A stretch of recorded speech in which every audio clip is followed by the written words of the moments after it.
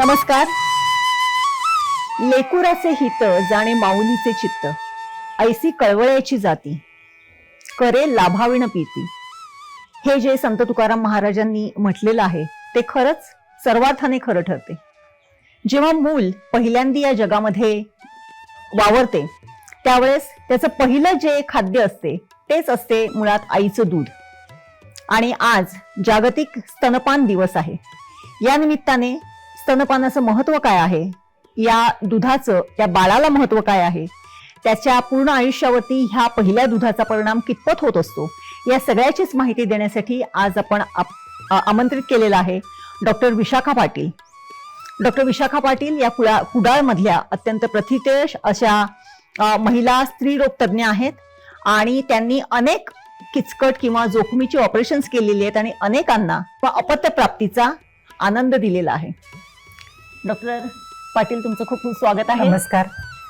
सर्वात पहिल्यांदा जागतिक स्तनपान दिनाच्या शुभेच्छा देते, कारण आईचं दूध हे प्रत्येकाला महत्वाचं असते.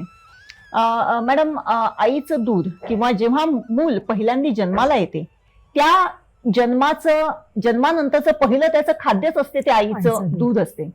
त्याचं महत्व काय आहे आणि त्याची उपयोगिता काय आहे? आईचं दूध हा बाळाचा सर्वोत्तम पोषण आहार आहे आणि तो बाळाचा जन्मसिद्ध हक्क असल्यासारखंच म्हणू आपण. बाळाला आईचं दूध मिळणं हा त्याचा जन्मसिद्ध हक्क आहे आणि त्याचे आईवरती आणि बाळांवरती दोघांवरती पण पॉझिटिव्ह दुरोगामी परिणाम होतात. आणि त्याचं महत्व जाणूनच साधारणतः मला वाटतं 1992 पासून WHO आणि युनिसेफने जागतिक स्तनपान सप्ताह सुरू केलेला आहे. 1992 पासून साधारण आपण तो दर ऑगस्टच्या पहिल्या आठवड्यात आपण हा स्तनपान सप्ताह साजरा करतो, जेणेकरून तळागाळातल्या लोकांपर्यंत ब्रेस्ट फिडिंगचं महत्व समजलं जावं आणि ब्रेस्ट फिडिंगला लोक उद्युक्त व्हावेत.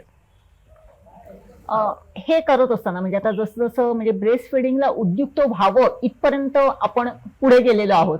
परंतु पूर्वीच्या काळी जेव्हा मूल जन्माला यायचं तेव्हाच्या जाणत्या किंवा ज्या म्हाताऱ्या बायका घरातल्या असायच्या त्या आवर्जून सांगायच्या की जे पहिलं दूध आहे ते आवर्जून त्या बाळाला भरवा. काही वेळेस ते चीक सदृश किंवा ते थोडंसं पिवळसर असायचं तर महिला घाबरून नक्की काय, तर ते नक्की काय असते आणि ह्या पहिल्या दुधाचं महत्व काय आहे? सुरुवातीला जे चीक येतो त्याला आपण कोलेस्ट्रॉम म्हणतो आणि कोलेस्ट्रॉम तयार व्हायची जी प्रक्रिया असते ती गरोदरपणातच सुरुवात होते. म्हणजे आई गरोदर असताना साधारण 4-5व्या महिन्यापासूनच चीक यायला सुरुवात होते आणि डिलिव्हरी नंतर पण साधारण पहिले 1.5-2 दिवस पर्यंत हा चीक राहतो आणि नंतर मग 2-3 दिवसानंतर नॉर्मल प्रॉपर मिल्क सिक्रेशन व्हायला सुरुवात होतं. हा जो कोलेस्ट्रॉम असतो, चिकट स्त्राव किंवा चीक जो म्हणतो, त्यामध्ये खूप जास्त प्रमाणात अँटीबॉडीज असतात, खूप जास्त प्रमाणात फॅट असतात आणि जे बाळाची प्रतिकार शक्ती वाढवण्यासाठी खूप उपयुक्त असतं. त्यामुळं त्याचं प्रमाण जरी अत्यल्प असलं तरी ते आवर्जून बाळाला पहिल्या 1.5-2 दिवसामध्ये मिळायला पाहिजे, कारण त्यामुळे बाळाला त्याला आयुष्यभर पुरेल इतकी इम्युनिटी मिळत असते. कोलेस्ट्रॉम दिल्यामुळे बाळाला पुढे वारंवार होणारे जंतू संसर्गाचे आजार, उदाहरणार्थ हगवण किंवा ॲलर्जिक सारख्या गोष्टी ह्या आपण टाळू शकतो. आता जेव्हा म्हणजे एवढं महत्व त्या पहिल्या दुधाचं म्हणजे 1 ते 1.5 दिवसाच्या दुधाचं आहे, हे समजा स्किप केलं तर काय होऊ शकते हे आपण सांगितलंच. परंतु काही वेळेस बऱ्याच वेळेस असं सुद्धा होते की बाळंतपण झाल्यानंतर लगेच त्या महिलेला दूध येत नाही किंवा सुटत नाही, तर याचा काही प्रॉब्लेम त्या मुलाला होऊ शकतो का किंवा त्या आईला होऊ शकतो का? डिलिव्हरी नंतर सुरुवातीला सगळ्याच बायकांना लगेचच दूध येतं असं नाही, कारण दूध तयार व्हायची प्रक्रिया जसं मगाशी म्हटल्याप्रमाणे प्रेग्नन्सीमध्ये सुरुवात होते. त्यामुळे डिलिव्हरी नंतर पुरेशा प्रमाणात दूध येण्यासाठी आपण गरोदर असल्यापासूनच आईने प्रयत्न करायला हवेत. ज्या लोकांच्या मध्ये दुधाचं प्रमाण कमी असतं किंवा दूध तयारच होत नाही अशांच्या मध्ये अनेक त्याला कारणीभूत असतात. पहिलं म्हणजे आईचं पुअर न्यूट्रिशन, लोहाची कमतरता, कॅल्शियमची कमतरता, पुअर वेट गेन, जर वजन वाढलंच गेलेलं नसेल आईचं त्यामुळे पण होतं. पुष्कळदा स्ट्रेसफुल डिलिव्हरी नंतर पण दूध उशिरा सुरू होतं. कधी कधी अँझायटी किंवा डिलिव्हरी नंतर जे अचानक हार्मोन्स मध्ये बदल झालेले असतात, म्हणजे 9 महिन्यापर्यंत खूप प्रकारचे हार्मोन्स अगदी हायेस्ट लेवलला असतात, जसं इस्ट्रोजन, प्रोजेस्टेरॉन, डोपामिन वगैरे, आणि डिलिव्हरी नंतर ते एकदम सडन ड्रॉप होतात. त्यामुळे आईमध्ये खूप मोठ्या प्रमाणात हार्मोन्सचा बदल होतो आणि त्यामुळे पुष्कळदा डिप्रेशन येणं किंवा निगेटिव्ह विचार येणं ह्या पण गोष्टी आईमध्ये होतात. त्याचा पण सुरुवातीला पहिल्या 1.5-2 दिवसामध्ये परिणाम होतो दूध तयार होण्याच्या प्रक्रियेवरती. बरोबर. मग अशी जर परिस्थिती एखाद्या महिलेवरती किंवा त्या बाळावरती ओढवली तर मग त्याला काही पर्याय असतात का? ऍक्च्युली जर समजा दूध नसेल जरी पडणार तरी सुरुवातीला आपण बाळाला आईच्या छातीला लावून ब्रेस्ट फिडिंग साठीच प्रयत्न करायचा. अगदी नसेल आणि असं वाटत असेल की बाळाला अजिबातच दूध पुरत नाहीये तर आपण मग टॉप फिडिंग वगैरे देऊ शकतो. म्हणजे आता हल्ली बाजारात खूप प्रकारचे मिल्क फॉर्म्युला उपलब्ध आहेत. पण एकदा आपण जर वरचं द्यायला सुरुवात केली ना की दूध आपोआपच कमी होतं. दूध वाढायचं पहिलं औषध म्हणजे आईने बाळाला वरचेवर सदाला लावणे. दूध येत नाही म्हणून जर आपण टॉप फिडिंग द्यायला सुरुवात केली तर आपोआपच त्याचा उलटा परिणाम होतो. म्हणजे एकदा टॉप फिडिंग दिलं की तितक्या प्रमाणात दूध कमी तयार होतं आईला. त्यामुळे दूध नाही असं समजून वरतं देण्यापेक्षा आईला दूध कसं येईल ह्यासाठी आईचं जास्त काउन्सिलिंग करणं, आईने तिच्या खाण्यापिण्याकडे लक्ष देणं, घरातल्या नातेवाईकांनी आईला स्तनपानास उद्युक्त करणं. कारण बाळाला दूध येत नाही म्हटल्यानंतर नातेवाईकांनाच एवढी उत्सुकता असते. त्यांना वाटतं बाळाचं पोट भरणार नाही आणि सगळे एकदम आणि खूप कौतुकाचा विषय असतो बाळ झालं म्हणजे. आणि प्रत्येकाला वाटतं की आपण भरवायला पाहिजे. त्यामुळे ते बाळावरती एकदम अटॅक झाल्यासारखा होतो वेगवेगळ्या प्रकारच्या फॉर्म्युलांचा. पण आईचं दुधासाठी वाढण्यासाठी प्रयत्न करणं हा सगळ्यात बेस्ट पर्याय आहे त्याला. बरोबर. बऱ्याच वेळेस आपण असं बघितलंय, म्हणजे मी हॉस्पिटल्समध्ये सुद्धा बघितलेले की एखाद्या म्हणजे मॅटर्निटी होम असतो, एखाद्या आईला कमी दूध असते तर आणि त्याच्याच बाजूच्या आईला एवढं दूध असते की भरपूर, म्हणजे तिला अक्षरशः ते काढून टाकून द्यावं लागते. मग अशा वेळेस ते सुद्धा दूध त्या बाळाला दिलं जाते. आपण दुसऱ्या आईचं दूध देतो पुष्कळदा. पण त्यासाठी आता हल्लीच्या काळात म्हणजे एक तर त्या पेशंटची कन्सेंट असायला पाहिजे की दुसऱ्या स्त्रीचं दूध आपण देऊ शकतो. दुसरं ती जिथं आपण देणार डोनर मिल्क आहे ती पेशंट बाकीच्या इतर कुठल्या आजारांनी तिला म्हणजे HIV नसावा किंवा बाकीचा इतर कुठला संसर्गजन्य आजार तिला नसावा. असं असेल तर संमतीने आपण मग आई दुसऱ्या डोनर माताचं, जसं पूर्वीच्या काळी दाई म्हणायचं किंवा माता, म्हणजे राजा महाराजांच्याकडे तर असायच्याच त्यांच्या दाई ठेवलेल्या, तर देऊ शकतो आपण अशा वेळेस. तो पण विचार, म्हणजे ते पण सेफ आहे प्रायर, म्हणजे ह्या सगळ्या प्रिकॉशन घेऊन जर आपण दिलं तर ते सेफ ठरू शकते. जेव्हा आता जसं म्हणाला की ब्रेस्ट फिडिंग हे अत्यंत महत्वाचं आहे, त्याच्यामधून अनेक म्हणजे त्याची इम्युन सिस्टीम चांगली राहण्यासाठी हे अत्यंत आवश्यक आहे. परंतु बऱ्याच वेळेस आत्ताच्या ह्या जमान्यामध्ये 3 महिन्याचं मॅटर्निटी लिव्ह संपली की बाळाला ह्याच्यामध्ये ठेवायचं पाळणा घरात किंवा कुठेतरी, आणि नोकरीला पुन्हा आपलं नेहमीचं जे काही रुटीन आहे ते सुरू ठेवायचं. मग या सगळ्या ह्याच्यामध्ये, या सगळ्या आता ही जगराट आहे, त्या याच्यामध्ये बाळाचं आणि आईचं स्वास्थ्य कितपत चांगलं राहू शकते? आता ह्या वर्किंग वुमन्सची आपल्या जगातली पॉप्युलेशन आता म्हणजे संख्या वाढत चालली आणि हे बघूनच यावर्षीच्या WHO जे लोगो आहे ब्रेस्ट फिडिंगचा तो त्याला अनुसरूनच आहे. म्हणजे वर्किंग वुमनसाठी स्तनपानाला प्रोत्साहित करणारा असाच त्यांचा लोगो आहे या वर्षीचा. कंपन्या सुद्धा, सगळ्या प्रकारच्या कंपन्या आईला कसं ब्रेस्ट फिडिंग करता येईल यासाठी प्रयत्न करतात. मॅटर्निटी लिव्ह 6 महिन्यापर्यंत दिलेली आणि परत ती तुम्हाला एक्सटेंड पण करता येते 6 महिन्यापर्यंत. पण जर समजा लवकर आई जॉईन झाली, कमी दिवस दूध भरवलं गेलं बाळाला, 3 महिने 4 महिन्यानंतर जर लवकर टॉप फिडिंग सुरू केलं तर त्याचा बाळाच्या आरोग्यावरती नक्कीच हानिकारक परिणाम होतो. अशा बाळांचं पुष्कळदा पुअर वेट गेन होतं, त्यांचं वजन वाढत नाही. अशा बाळांना वरचेवर इंटेस्टायनल म्हणजे पातळ संडास होण्यासारखे इन्फेक्शन होतात. रेस्पिरेटरी इन्फेक्शन वरचेवर व्हायची शक्यता असते. स्किनच्या ॲलर्जीज वरचेवर होतात. आणि असं पण आढळून आलेलं आहे की ज्या मुलांना ब्रेस्ट फिडिंग दिलाच गेलेलं नाही किंवा ज्यांना अजिबातच खूप कमी प्रमाणात दिला गेलाय, अशा मुलांना पुढे जाऊन ते लोक ओबेसिटीचा शिकार होतात. ते लोकांना टाईप 2 डायबिटीस जास्त प्रमाणात आढळतो. आणि समजा आईने जर कमी प्रमाणात ब्रेस्ट फिडिंग केलं तर आईला पण होणारे अनेक तोटे आहेत. म्हणजे आईसाठी तर इमिजिएट फायदा म्हणजे समजा ताबडतोब जर आपण असं म्हणतो की ब्रेस्ट फिडिंग इमिजिएटली सुरू करायला पाहिजे. डिलिव्हरी नंतर within half an hour normal delivery असेल तर ब्रेस्ट फिडिंग द्यायला पाहिजे, किंवा जर सीझर झाला असेल तर 2 तासाच्या मध्ये आपण देतो ब्रेस्ट फिडिंग. बरोबर. तर सुरुवातीच्या काळात जर जितक्या लवकर तुम्ही ब्रेस्ट फीड द्याल बाळांना, तितकं ते आईला होणारा PPH जे आहे, PPH म्हणजे पोस्टपार्टम हिमोरेज किंवा डिलिव्हरी नंतर होणारा रक्तस्राव, तो कमी करायला मदत करतो. तर हा सगळ्यात मोठा फायदा आहे. दुसरा आईला होणारा फायदा म्हणजे गर्भपिशवीचा आकार तो नॉर्मलला आणायला मदत करतो. म्हणजे 9 महिन्यापर्यंत जी गर्भपिशवी मोठी झालेली असते, जर ब्रेस्ट फिडिंग करणाऱ्या बायकांच्या मध्ये युटरसचा आकार लवकर पूर्ववत येण्यास मदत होते. तिसरा फायदा म्हणजे त्याचा नॅचरल कॉन्ट्रासेप्शन म्हणून पण ब्रेस्ट फिडिंगचा फायदा होतो. ज्या बायका एक्सक्लुझिव्ह ब्रेस्ट फिडिंग करतात बाळांना पहिले 6 महिनेपर्यंत, तर अशांच्या मध्ये प्रेग्नन्सी राहण्याची शक्यता कमी असते. म्हणजे राहणारच नाही असं नाही, पण शक्यता कमी असते. आणि रिमोट फायदे तर आईला त्याचे म्हणजे ब्रेस्ट कॅन्सर पासून आपण त्याचा बचाव करू शकतो. आईचं बॉडी वेट पूर्वपदावर यायला मदत करतं. आई आणि बाळामधलं बॉन्डिंग त्याने होतं.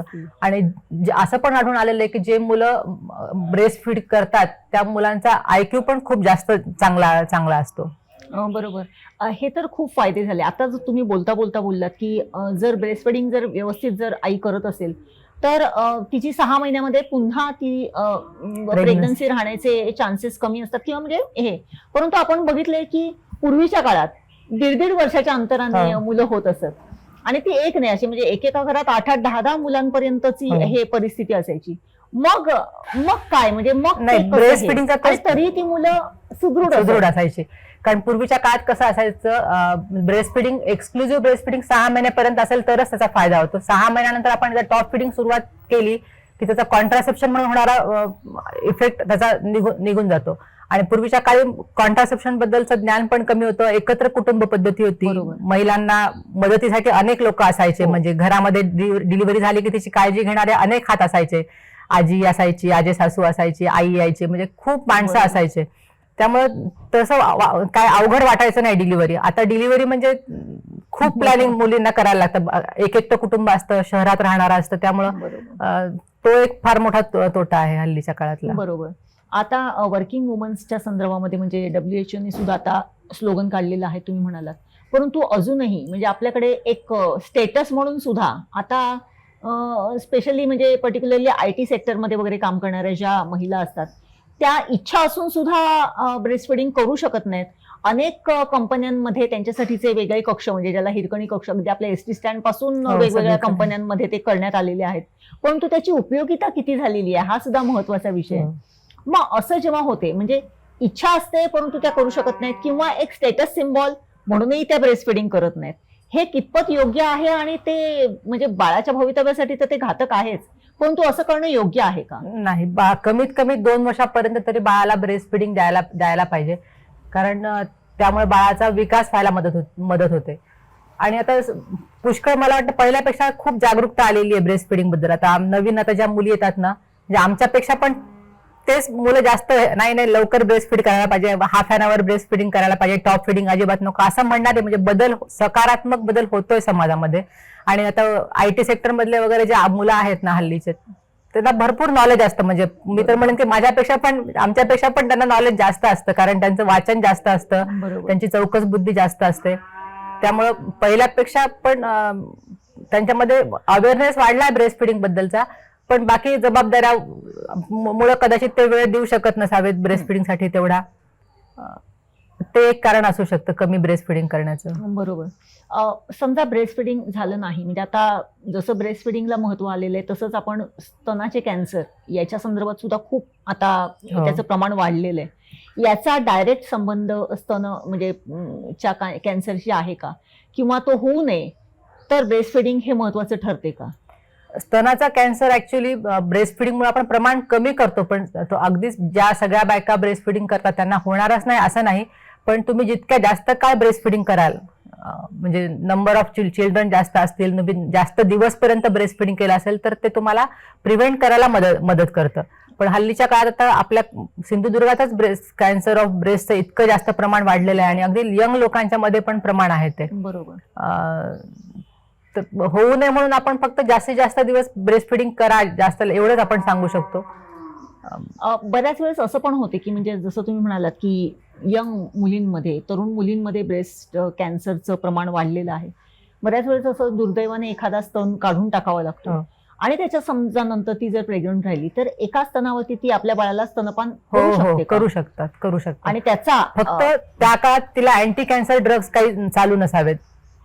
ब्रेस्ट फिडिंग करू शकतात काही. म्हणजे ही एक आशादायक गोष्ट आहे की हताश होऊन न जाता त्यांनी निश्चितच आपला जो अपत्यप्राप्तीचा आनंद आहे ते घेऊ शकतात. आणि अशी अनेक उदाहरणं असतील सुद्धा की ज्यांना एखादा स्तन त्यांचा काढावा लागलेला आहे कॅन्सरमुळे आणि तरी त्यांना अपत्य झालेले आणि ते सुदृढ आहे. कमी प्रमाण पण असतात असे, समजा किमोथेरपी नंतर वगैरे थोडंसं कमी होतं प्रमाण, पण असतात असे उदाहरणं. बरोबर. एकूणच आता जर बघितलं तर स्तनपान हे बाळासाठी किती महत्वाचं आहे याची जनजागृती भरपूर झालेली आहे. बाळासाठी ते पहिलं दूध किंवा पहिलं चीक सदृश दूध किती महत्वाचं आहे त्याचीही जागृती झालेली आहे. याच्यासाठी आणखीन आता जसं जग ऍडव्हान्स होत जाईल तसतशा आणखीन वेगवेगळ्या मेडिकल सायन्स जसं पुढे जाईल तसं आणखीन वेगवेगळे काही काही शोध निघतील.